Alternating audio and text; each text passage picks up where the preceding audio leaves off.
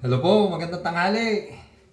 Magluluto na naman po tayo dahil si Mrs. naglalaba daw. Tinamad yata magluto. Ako na naman ang pinagluto. Kaya mahirap ito pag pinapatigim mo ng masarap na luto si Mrs. Ikaw ang paglulutuin. Sus. Sige, go na naman tayo. Luto tayo na sa Tagalog, pakbet. Ayan. Ang ingredients natin, ito.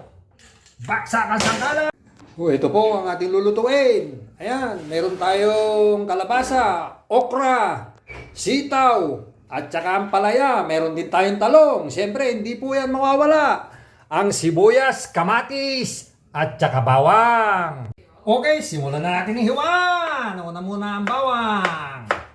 Ayan.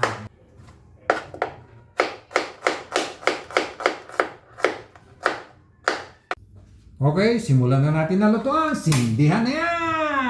Kunting mantika. Mga 4 na kutsara. Pang sasangkotsahan natin yung yung balat ng baboy. Pasintabi nga pala po sa mga hindi kumakain ng balat ay ng baboy. So, ito po yung nakuhang pansahog. Painitin lang po natin ng konti. Mas masarap po ito medyo sisitsaron ninyo para mas masarap, mas malutong. Ayan na. Nilaga ko na po yun. Ito pananggalang, no? Alam nyo naman, pagka nagpiprito ka ng ganito, pag wala kang panangga, delikado. Kailangan meron kayong pandepensa rin. Ayan, sitsaronin po natin. Ayan, tinakpan ko muna at parang nagrarambulan sa loob. Oh, naririnig nyo, ang lakas ng putukan sa loob. Golden brown na yung baboy, hanguin na muna natin. Ayan. Sarap nito. Napakalutong. Ayan. Magbawas tayo ng mantika. Ayan na po. Tinanggal na natin yung balat ng baboy at tikman natin kung malutong. Oh, grabe. Sarap. Sarap. Baka maubos ko. Sarap. Simulan na natin ang lutuan.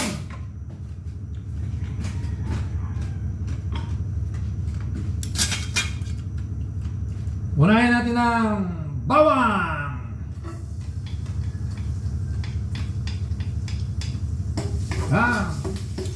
Mekos-mekos! Isunod na natin ang sibuyas! Ito po palalabasin lang natin ulit ang aroma nito.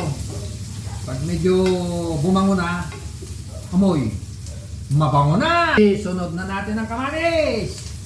Ayan! 2 pirasong kamatis! So, palabasin po natin yung katas kasi yan yung isa sa magpapalasa sa pakbet! Ayan! Pagka naluray na yung kamatis, ilagay na natin ang sitaw. Kasi yung sitaw po medyo matigas. Yan. Oh. Isunod natin ang kalabasa.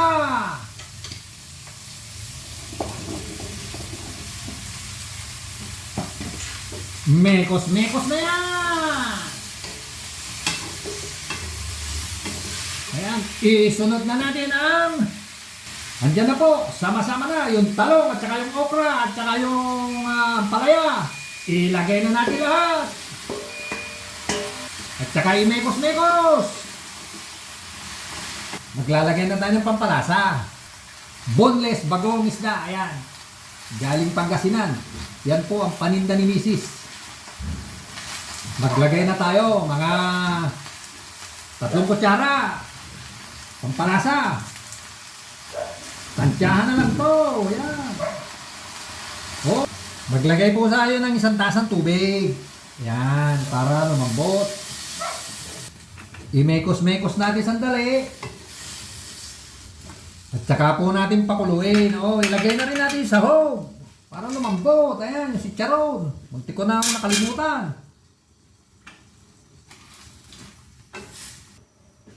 Takpan uli natin. Ayan. Mga 15 minutes. Pagkulo po niyan. Ayan natin lumambot ng konti yung mga gulay natin. Siya, luto na yan!